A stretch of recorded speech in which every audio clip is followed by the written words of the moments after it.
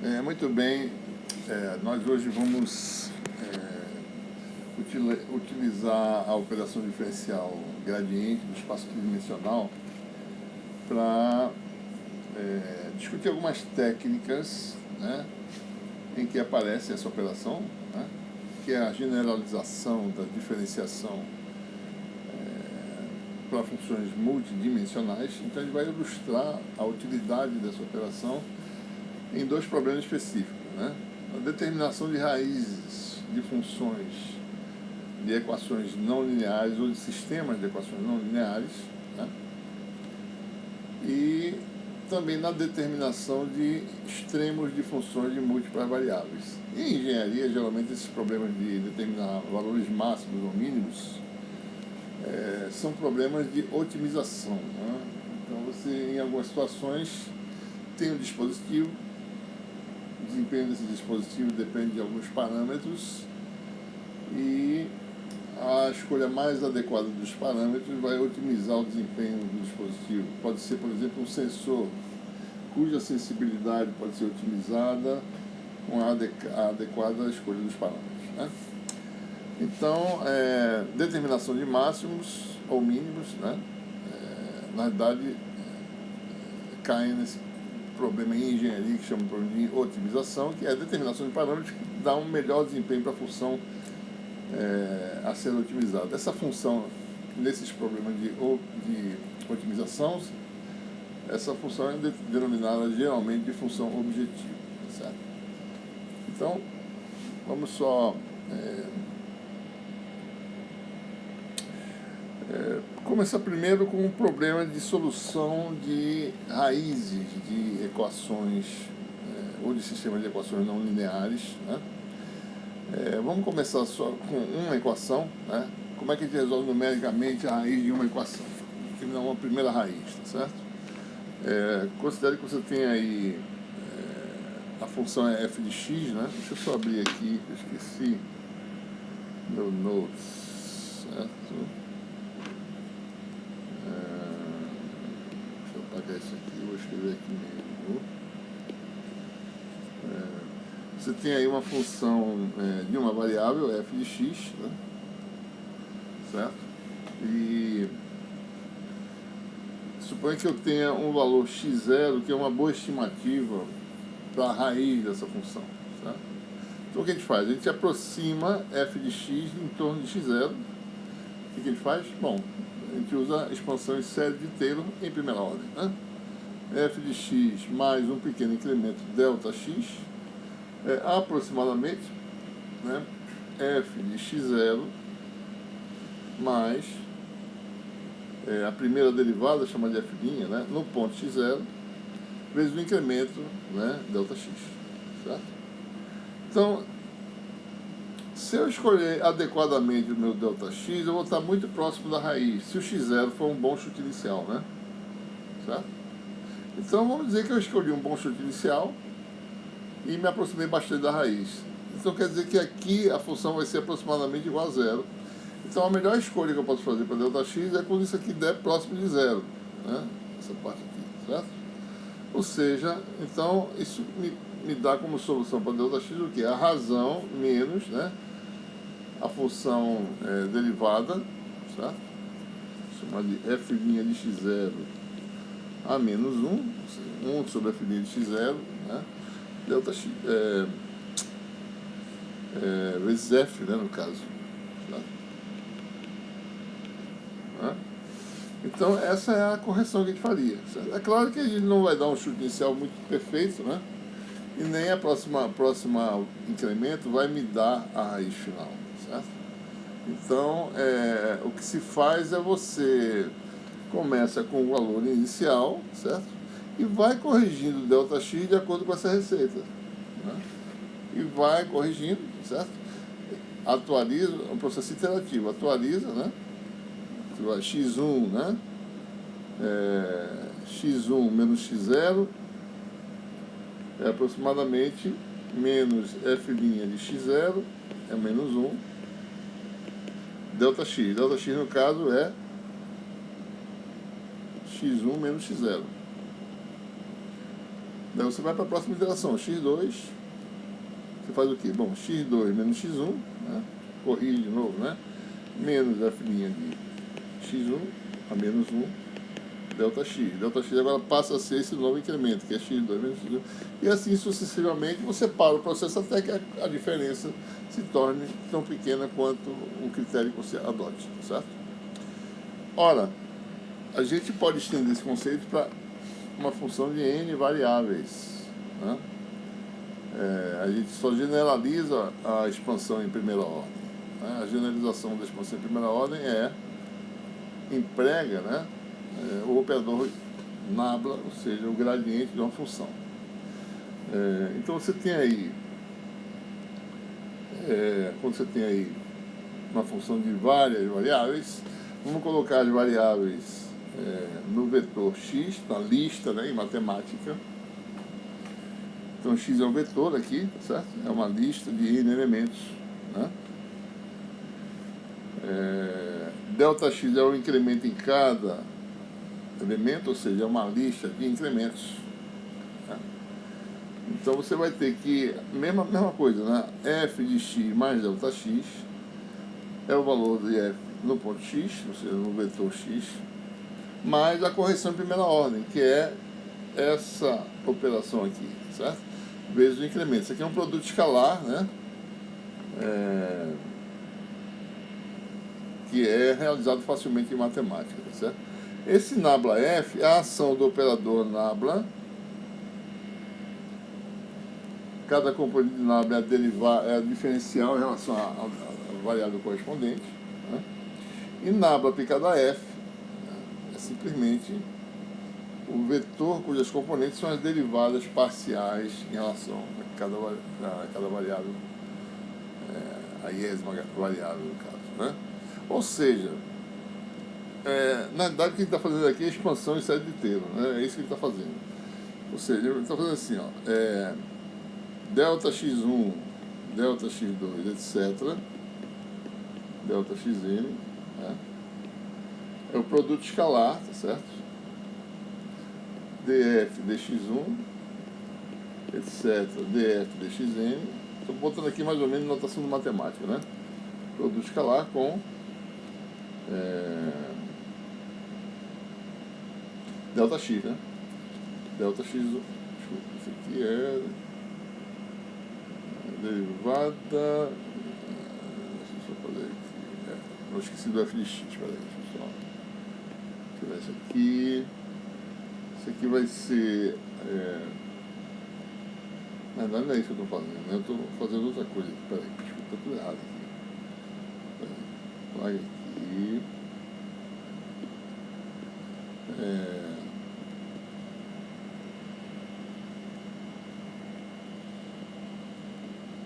F de x, né? Mais delta x no caso. Isso aqui é vetor, né? É igual ao valor de f de x mais a correção. A correção é simplesmente o produto escalar do operador nabla, que é essa lista aqui, df de x1, etc. Vou fazer só o primeiro elemento, economizar, né? Produto escalar com a lista delta x1, etc. É assim que faz, né? Certo? Então você fica com essa fórmula, ou seja, aqui de forma compacta, esse aqui é o nabla de f, produto escalar com o vetor delta x, né? Na nossa anotação ele não está usando setas para vetores, certo? Ele está usando já sem seta, né? Então, bom, o que acontece, né, é que, mesmo princípio, a gente tem um sistema de equações, tá certo? Para cada equação você tem uma condição, você tem um sistema de n equações, tá certo? A iésima equação do sistema é da forma uma função de n variáveis igual a zero, e são n funções, né? O sistema n por n. Então a gente define essa lista f maiúscula, né, em que cada componente de f é a função correspondente, a função não linear a ser resolvida, né? E a equação aqui fica da forma lista f igual a zero. Esse zero aqui não é um zero normal, né? Esse zero é uma lista de n zeros, tá certo? São n equações. E tem n elementos, tá certo? Né? Então ficamos dessa forma. Você aplica essa equação aqui, né, para cada... Deixa eu apagar aqui para a gente poder fazer. Certo? Aplicamos essa equação para cada elemento da lista. Né? Mesma coisa, FI é igual a FI de x mais gradiente de FI no ponto atual, certo? Delta x. Né? Então, se você aplica isso para as N equações, você pode colocar isso tudo na forma de um sistema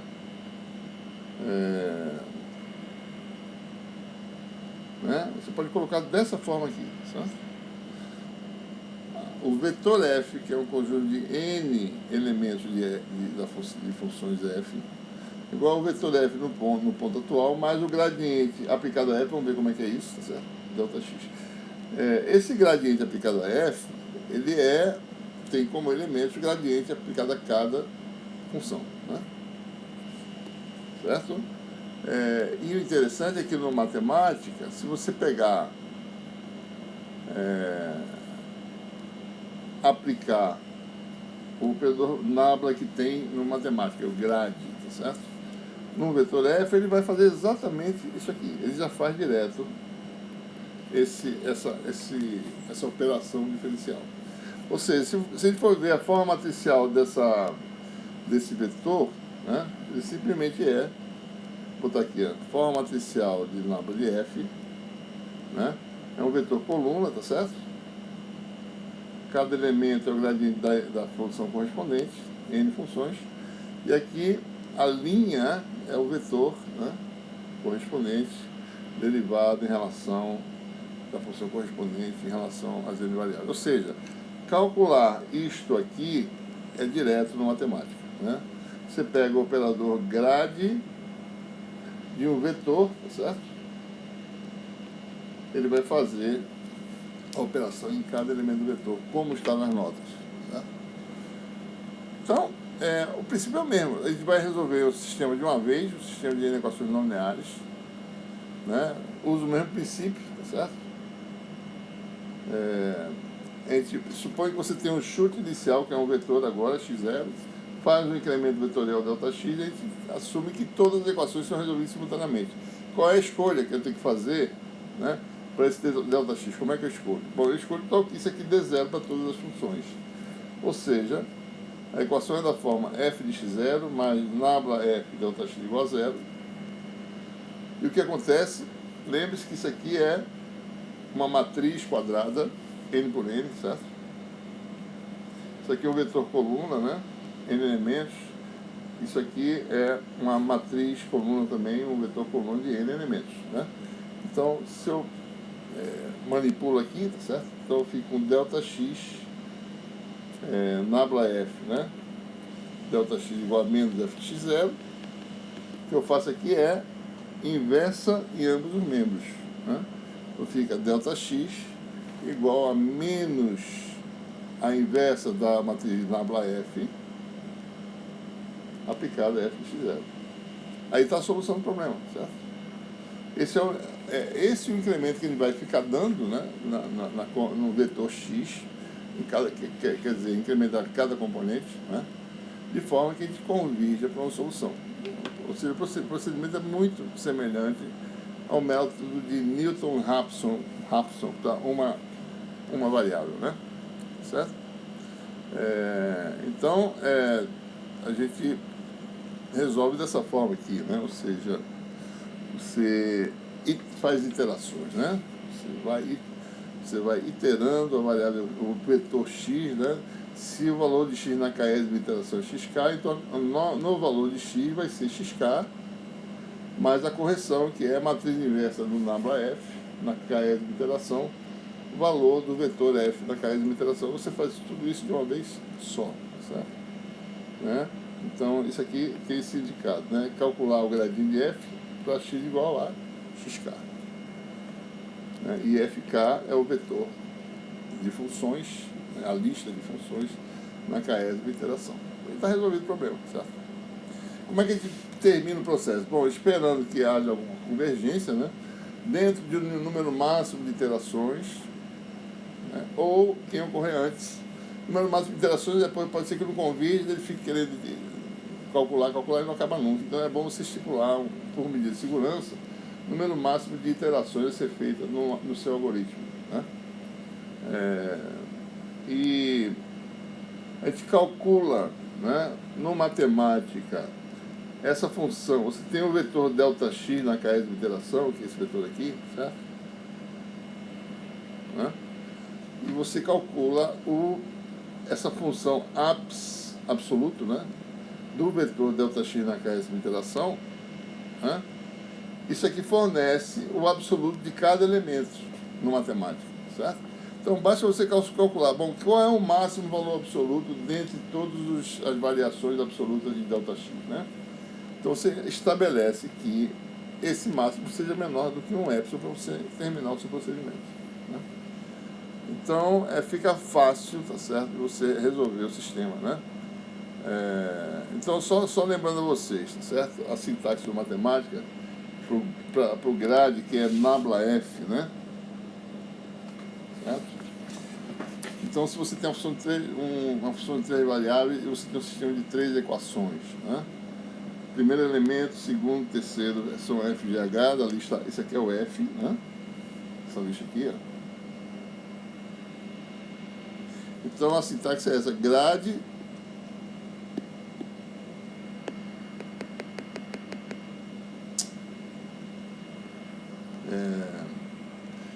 o grade dessa função é F, né?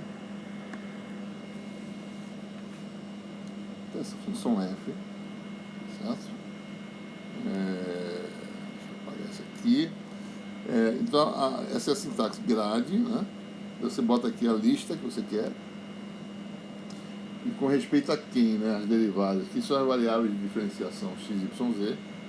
Então, literalmente, o matemático vai calcular primeiro elemento do vetor, a derivada de f em relação a x, y, z. O segundo, derivada de g. Terceiro, derivada de h. Né? Então é assim que faz, certo? Bom, aqui nós temos um pseudocódigo, né? Simples, né? Que vocês vão implementar na oficina, né? Você define primeiro a sua lista F, qual é o sistema de equações a ser resolvido. Então, coloca sempre na forma F igual a 0 para cada elemento do vetor F. Calcula a função gradiente de F a menos 1, que é o que nós necessitamos, né, para calcular as correções. Dá um chute inicial, tá certo? Nesse caso aqui, o y, né, é a variável x a cada loop, a cada ponto do loop while que a gente está usando aqui, certo? Define seu parâmetro de erro. Coloca um valor de erro grande inicialmente, né? Por exemplo, aqui nesse caso, erro igual a 100, né? Você vai caindo, você para o processo. E faz o algoritmo. Aqui no caso, essa função root, cuidado para... Deve ter uma função root no matemático, então cuidado para não usar o mesmo nome, que ele é protegido desse nome, tá certo? Não sei se é esse nome aí. Possivelmente sim, esse nome é protegido, certo? Então, ó, enquanto erro for maior que epsilon, guarde o valor da iteração atual na variável antiga, y_old, né? E corrija y igual ao valor anterior, que é esse aqui, tá certo? Que foi colocado, né? G de y é a inversa do nabla, vezes f, todo escalar. E calcula, segundo aquela receita que eu falei, tá certo? Calcula o absoluto da diferença, que é um vetor cujos elementos são os valores absolutos dos incrementos de cada elemento. Valor máximo, aí está a função erro. Então, isso aqui vai parar quando o erro for abaixo de epsilon. Está resolvido o problema, certo? Então, essa é uma das aplicações do gradiente de uma função, no caso aí, sistema de equações não lineares, né? É importante observar que o matemática tem, certo? Já programas prontos para resolver esses problemas, né? Eu não sei exatamente, deve ter, certamente tem, né? Você pode procurar na ajuda e você vai achar, certo? É claro que a gente pode usar a gente pode usar essas rotinas otimizadas em matemática, mas nosso objetivo é entender, certo? Então por isso que a gente está tentando rodar e ver como é que funciona, né? Ver questão de tempo de execução, questão do chute inicial, se não convergir, como é que a gente faz, né? E assim por diante, né? Em muitos problemas de engenharia, né, que a gente resolve, a gente às vezes tem que determinar uma forma de saber como estabelecer um bom chute inicial. Isso é possível, você tem que entender o problema físico para saber, bom, para esse problema aqui, os parâmetros têm valores próximos a esses aqui, que você faz no modelamento mais simples, né? E daí você pode, com um bom chute inicial, realmente ter a convergência que você precisa, certo? Bom, outra coisa importante no gradiente é você utilizar funções, ou seja, determinar máximos e mínimos, né, de funções de múltiplas variáveis, certo? Então vamos explorar um pouquinho mais as propriedades da operação gradiente, né? Então vamos fazer, para ficar mais claro, né, como são essas propriedades, vamos olhar para funções de 3 variáveis, superfície no espaço tridimensional, por exemplo, né? Aqui você tem duas superfícies, né? Uma superfície F igual a C, né? E uma superfície vizinha, que é essa aqui, F igual a C mais DC. Ou seja, se eu pego o parâmetro C, né, incremento de uma pequena quantidade, certo? É de se esperar que a superfície que estava aqui, ela vai deslocar um pouquinho, certo? No espaço, né? Você produz essa outra vizinha. Aqui está meio exagerada essa distância, né? Só para clareza, certo? Então vamos considerar aí, no caso, um ponto sobre S1, essa aqui é a superfície S1, certo? Essa aqui é a superfície S2, né? Essas superfícies, certo? Só passar para cá um pouco. Né? S1 é a superfície F igual a C, e S2 é a superfície F igual a C mais DC, né? Então a gente toma aqui um ponto P, né, sobre S1, e um ponto Q que pode estar sobre S2 ou pode estar aqui pertinho, tá certo? Depende, né? Então a gente vai analisar alguns cenários aqui, certo? Bom, a variação da função f, a gente acabou de fazer isso, né? Quando você está num ponto e varia o x de um pequeno incremento, você obtém uma variação, né, df, que é o incremento que você usa vezes o gradiente, né? Gradiente dx, certo? No caso em 3 dimensões, esses parâmetros são dados por essas listas aqui. Dx é um vetor de 3 elementos, dx, dy, dz, e nabla f é a gradiente, que é a componente do gradiente df dx, df dy, df dz, né? Muito bem. Se você pega na sua superfície, tá certo?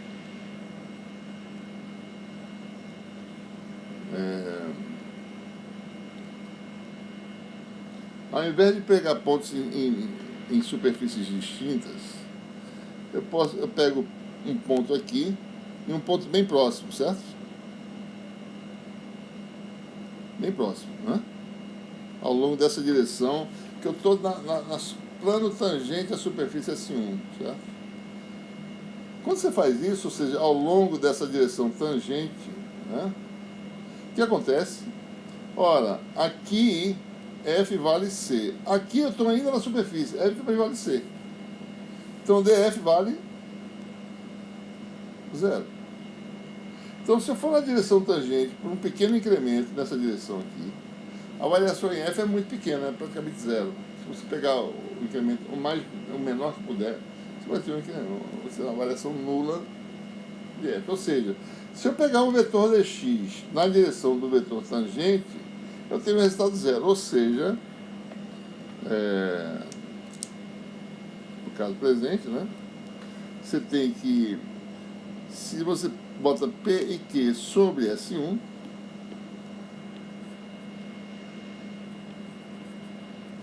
DF vai dar igual a 0, que é igual a o dx, né?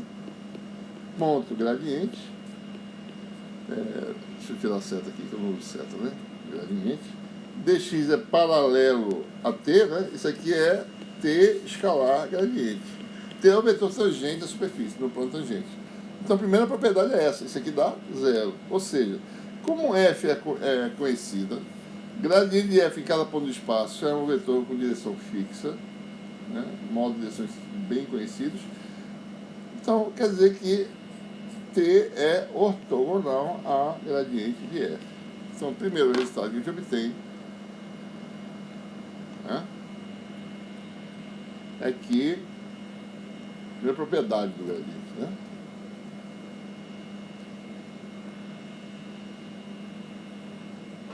Gradiente de uma função é ortogonal à superfície f constante em cada um de seus pontos, né?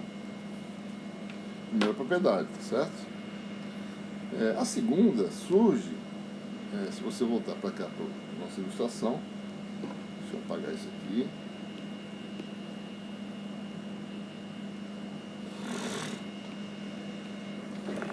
Olha, eu posso tomar P e Q, né, em direções agora em pontos distintos, certo? Ou sobre S2 ou sobre outra superfície. Olha, se eu pegar aqui agora, se eu for na direção do gradiente para a superfície S2, certo? A variação vai ser DC, né? O DF vai ser igual a DC, porque aqui é F igual a C mais DC, aqui é F igual a C. Se eu pegar DX e alinhar no sentido do gradiente, eu tenho a menor distância entre a superfície. Aqui na direção inclinada eu tenho uma distância maior, quando eu venho para cá, né, eu tenho a menor distância, certo? Então, ele tem que botar bem próximo para poder perceber, né? Se eu botar bem próximo, porque aqui não dá para perceber direito, está muito longe, né? Não está dando menor distância. Mas se você fizer isso aqui, duas superfícies muito próximas, né? Certo? E você pega várias direções, né? Se você vai na direção ortogonal à superfície, você vai ter a menor distância, dx, não dá para ver direito, né? Dx mínimo, né? Certo? Então, a variação é dc.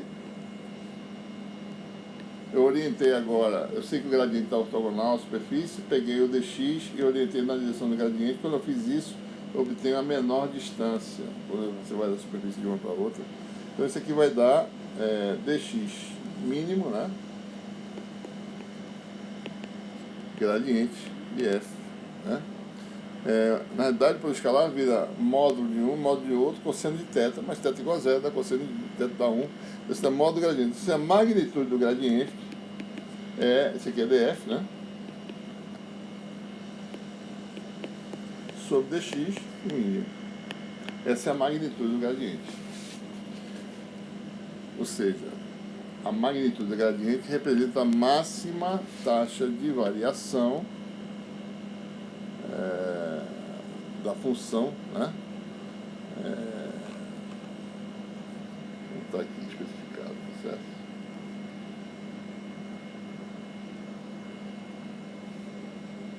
Segunda propriedade, né? Que é essa aqui. O gradiente de f tem magnitude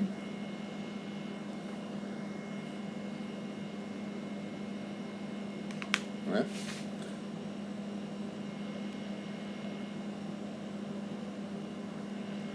Igual a máxima taxa de variação de f em cada ponto. Essas são as duas propriedades fundamentais. É com base nessas propriedades que pode determinar o máximo de uma função, certo? A gente fez em 3 dimensões para mostrar, né, no espaço tridimensional como é que é, mas você pode fazer isso para n dimensões ou para 2 dimensões, etc. vamos ilustrar agora a determinação de extremos de função em duas dimensões, fica mais fácil de ver. Em três dimensões já não fica fácil, certo? Em três dimensões é fácil ver a questão da propriedade fundamental do gradiente, né? Mas agora, para ilustrar essa questão, certo? Vamos considerar uma função de duas variáveis, né? Que tem dois máximos aqui, certo? Então, esse aqui é o domínio xy, né? Um é x, outro é y. Esse aqui é x, por exemplo, aqui é y, certo? Isso aqui é a função no eixo z, né? F de xy. Né? Tem o máximo global, que é esse maior aqui, e tem o máximo local, que é esse menor, né?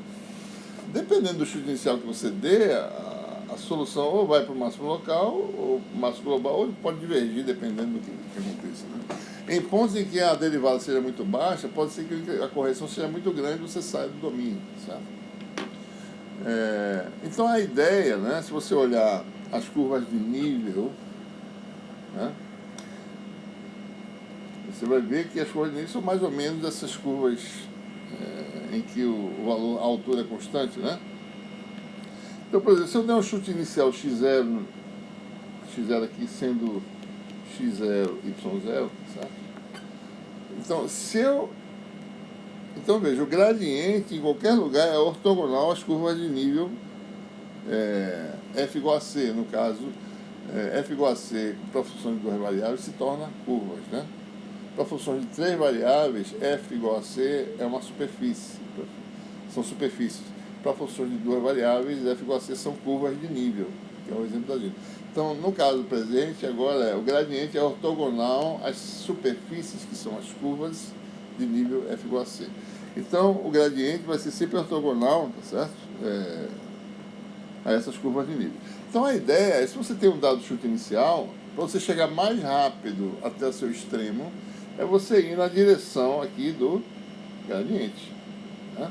Então, o incremento que você vai utilizar, você sempre utiliza um incremento que seja paralelo ao gradiente daquele ponto, né? Então, essa é a ideia do método de otimização ou de determinação de máximos e mínimos, né, utilizando o gradiente. A ideia é você fazer sua correção de x na direção do gradiente de cada ponto.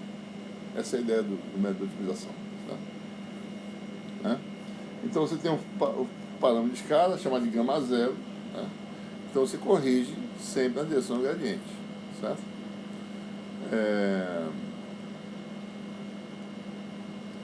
Você não sabe também se você vai obter o máximo global ou local da sua função, né? Tem umas observações importantes que, por exemplo, né, você tem aí, você às vezes tem uma função, digamos, três variáveis, né? Uma variável é uma altura de um dispositivo, tá certo? A outra é comprimento de onda da radiação eletromagnética em que opera esse dispositivo, tá certo? O outro, por exemplo, é um ângulo, né? Θ. Ora, isso aqui pode ser dimensão em milímetros, isso aqui comprimento de onda em nanômetros, por exemplo, isso aqui é ângulo em radianos, tá certo? Pode ser que a faixa, o domínio de H seja assim, de 0 a 1. Domínio de lambda pode ser, se você for na faixa do visível, né, de 400 a 800, certo?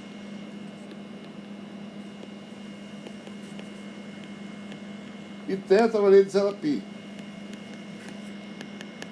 por exemplo, certo? Então são números bem diferentes, né? Você usar a mesma fração, né, para cada número não é uma boa estratégia. Você tem que dar uma normalizada, né? Você precisa ter uma ideia mais ou menos, é conveniente, né? Você tem uma ideia do domínio de cada parâmetro, tá, do seu problema, para você, digamos assim, normalizar as variáveis de forma que ela tenha variação de 1 em cada variável, na variável nova, tá certo? Então, veja bem, se você tem aí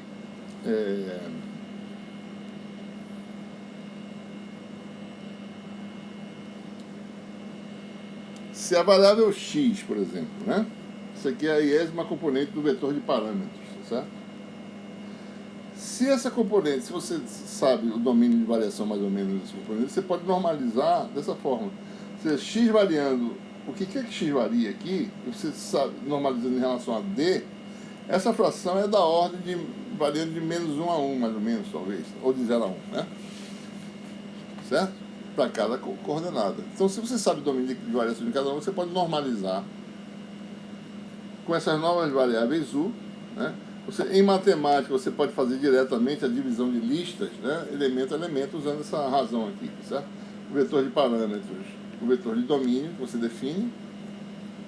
Pode ser que em algumas situações não seja necessário, mas em outras talvez seja conveniente fazer isso, certo? Então, u é igual a x sobre z dá o conjunto de parâmetros dessa nova variável u. Então, o que a gente faz? É fazer uma mudança de variáveis, né? O sistema, na verdade, a função de otimizada é f de x, né? Você transforma x em u vezes d, de acordo com essa relação.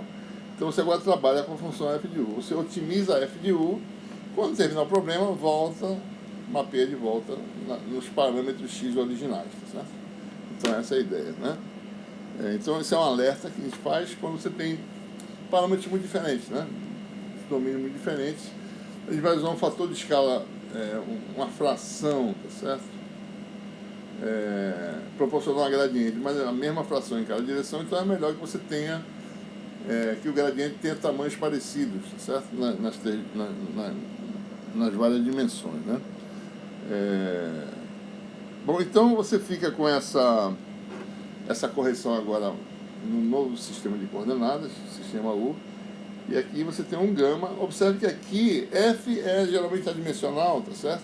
Derivada também não tem dimensão, porque as variáveis u são adimensionais, né? Então gama é um parâmetro adimensional também, certo? A variação de u é a variação de um número adimensional. Então fica tudo razoavelmente normalizado, certo?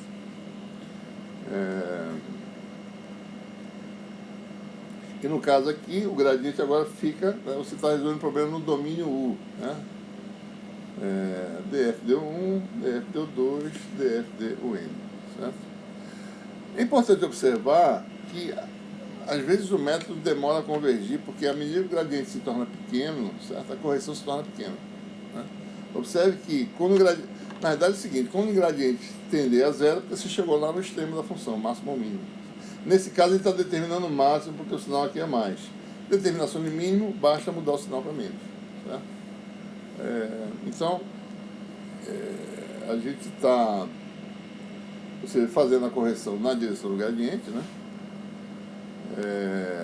E observe também, só para vocês saberem, no matemática, né, tem as funções, né, max value, que dá o valor máximo de uma função, e max argmax, certo? Que dá o ponto, quer dizer, o vetor, né, de parâmetros em que a função é máxima. Então, a matemática tem isso. Você vai usar isso também para verificar as contas que você vai fazer, certo? Outra coisa importante também é o seguinte: é claro que a gente pode determinar na força bruta. Você dá um chute inicial, pode ser que não convirja, ou não convirja para o máximo global que você quer, convirja para o máximo local, certo? A gente pode discretizar, né, cada dimensão em n elementos, certo? Então, dependendo do número de dimensões, você vai ter que fazer muitas interações. Por exemplo, se você tem n elementos de discretização e você tem m dimensões, você vai ter n elevado a m iterações, né? Por exemplo, se você divide o seu domínio em mil divisões, certo? E tem 3 dimensões, isso aqui já vai dar 10 a nona iterações, 1 bilhão de iterações, né? Fazendo esse método, certo?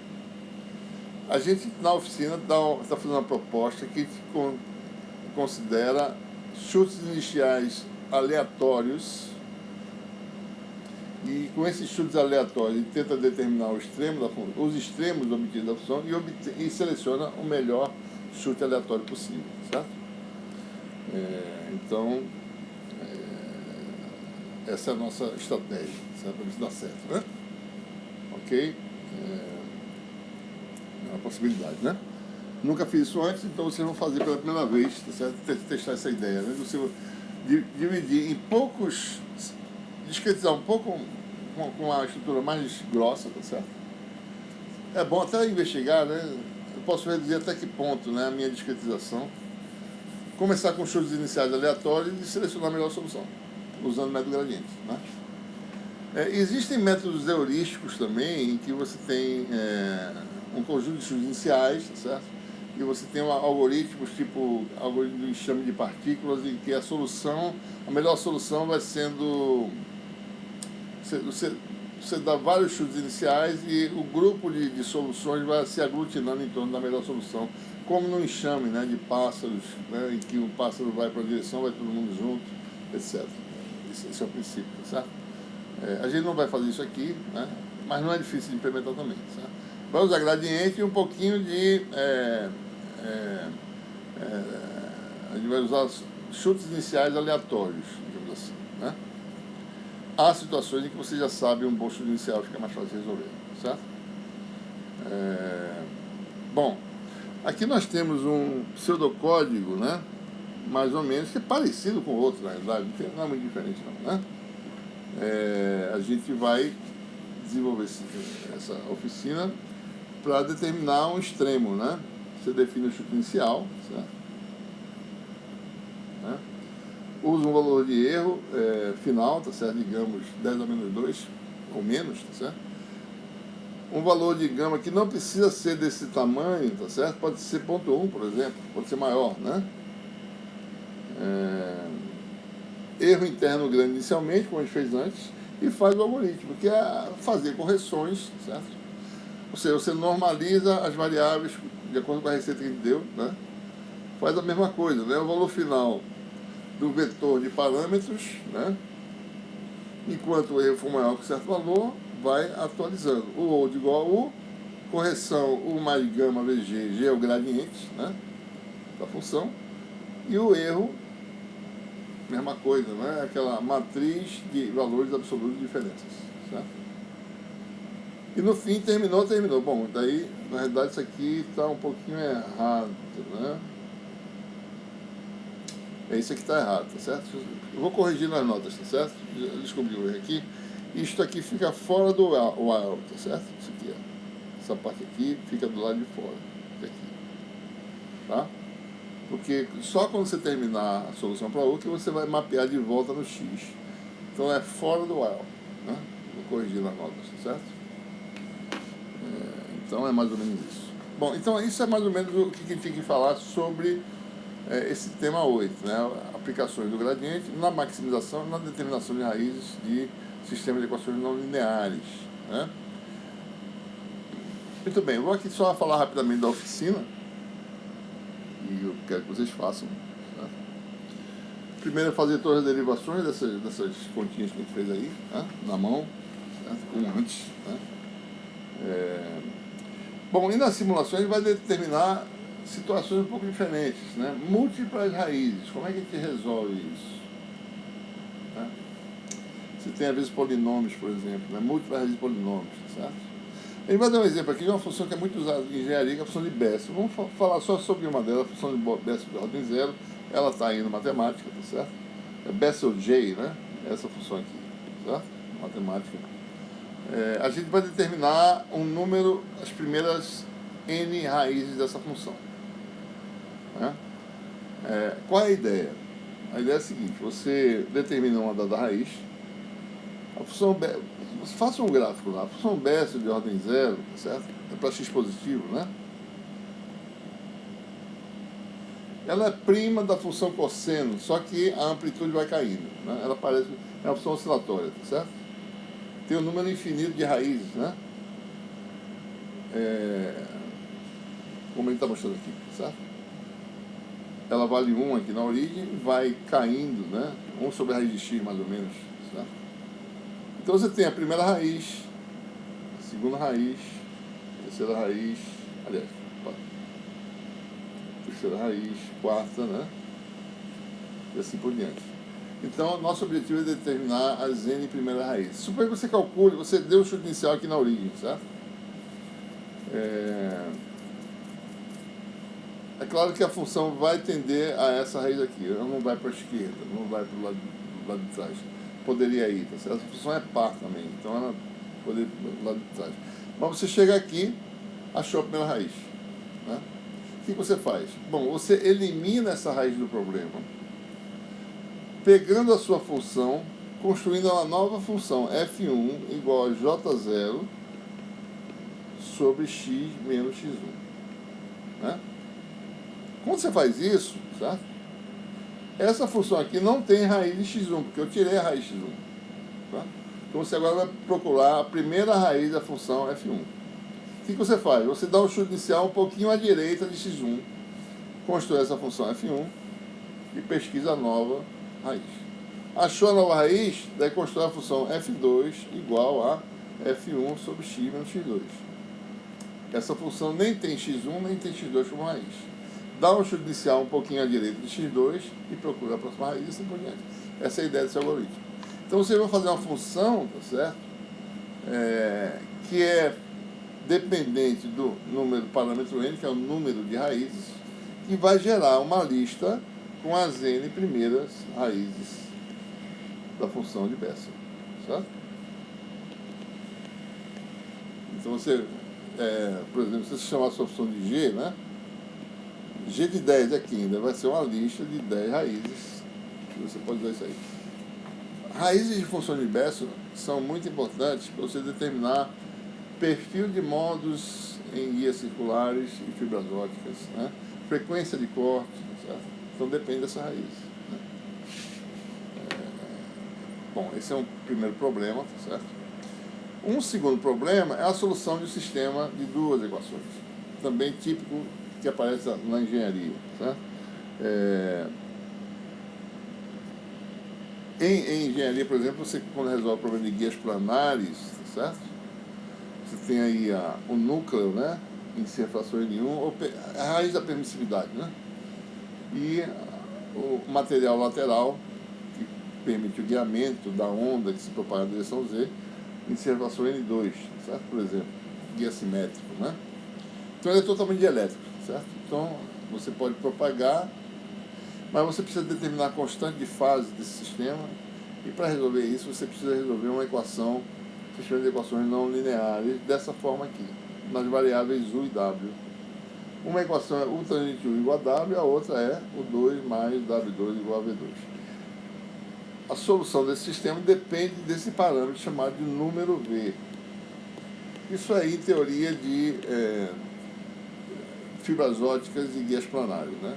Mas a mesma coisa você pode adaptar para micro-ondas, né? Guia de superfície, em que você tem um plano de terra, uma camada de elétrica e um espaço vazio acima, tá certo? Ou linha de fita, ou seja, sempre você vai ter um sistema de equações desse tipo parecido com esse, né? Para resolver, certo? Então, é um problema a ser resolvido. Uma possibilidade de resolver esse problema é você pode substituir W, né? Essa é uma forma que você vai resolver. Pega W e joga aqui, certo? Isso fica uma equação não linear em uma variável U só. Para vocês entenderem como é que as soluções vão aparecer, seria bom, eu tenho as sugestões aí, para vocês verificarem. A primeira coisa a verificar é que o número de raízes, né?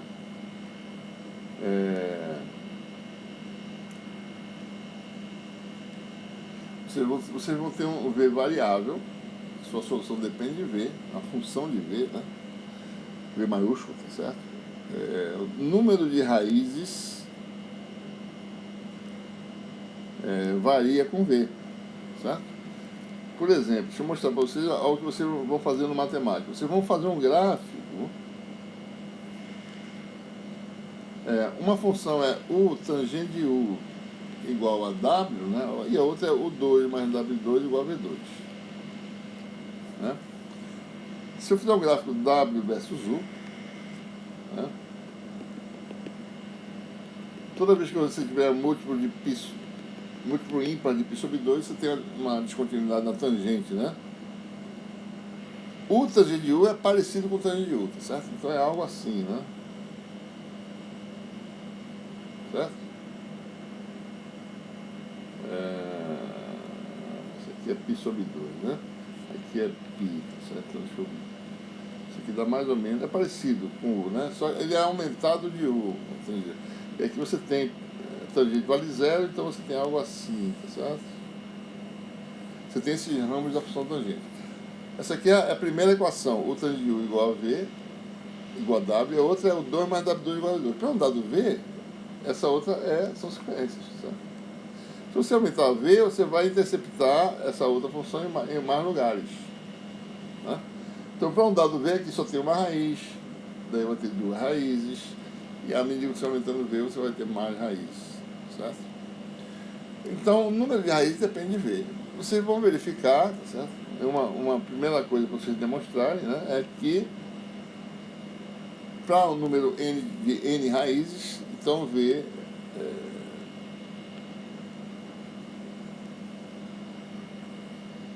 então você tem n raízes quando V se encontra nesse intervalo entre n menos 1π e nπ, tá certo? É mais ou menos o que eu mostrei aqui, certo? Eu já estou resolvendo para vocês, né? Então, enquanto o V não atingir o valor de π aqui no caso, tá certo? Então, até V atingir π, só tem uma raiz. Quando o V passar de π, eu vou ter outro ramo aqui. Então, uma raiz até π, duas raízes para V entre π e 2π, três raízes para V entre 3π e 4π, assim por diante. Então, verifiquem isso, certo?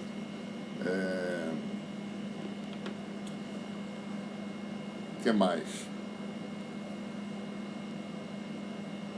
Bom, então, na proposta da oficina vamos resolver esse sistema, né? Primeiro, substituindo a primeira equação da segunda, resolvendo para uma equação só, né?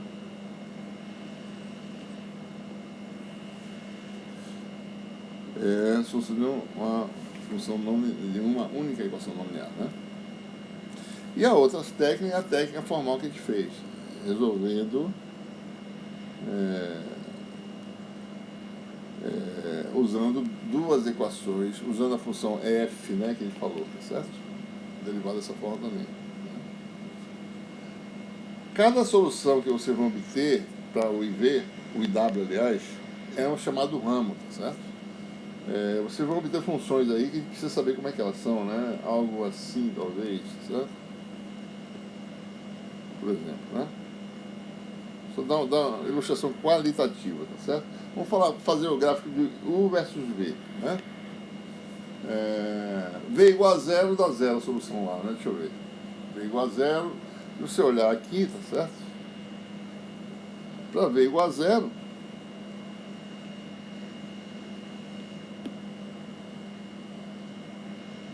a solução todo mundo é zero, né? V igual a zero, U igual a zero, W igual a zero, né? Então, a solução U de V, por exemplo, começa em zero, certo? Ela vai variar aqui de alguma forma, né? Primeira solução. A segunda aparece a partir de V igual a π, tá certo? Então vai ter um outro ramo, U de V para V igual a π. A partir de V igual a 2π tem outra solução, certo?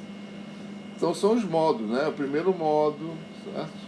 Modo 1, modo 2, modo 3. Porque cada solução dessa dá um modo de propagação lá no guia de onda, certo? Então, isso que ele vai fazer. O IW vão ter ramos, né? Então, a ideia é vocês fazerem o problema, eliminar a solução obtida e ir para a próxima solução. Ok? Como a gente deu a dica mais ou menos como é que faz, né? Bom, finalmente, a última parte da lista é otimização. Considere uma função que estava errada nas notas que eu corrigi, certo? São três gaussianas aqui, né? Em locais máximos diferentes e com valor de pico diferente. Esse aqui tem um valor de pico igual a 1, valor de pico igual a 4 e valor de pico igual a 2. Estão em locais diferentes os máximos. E quando você soma as três, dá uma mistura, né? As derivadas se misturam, certo? Vai ter pontos em que a derivada cai para zero, tá certo? Você vai ter mínimos e máximos, enfim, né? Então a ideia, tá certo? Primeiro, faça um gráfico surface plot dessas três funções para ver como é que elas são. Olhe o domínio, né, das variáveis, certo? Onde é que é um domínio razoável, né? Não precisa ser muito grande o valor de x e y, porque o valor muito grande de x e y a função já é zero, né? São funções que caem exponencialmente. Então, define um domínio que a função cai para 0,1, talvez, certo?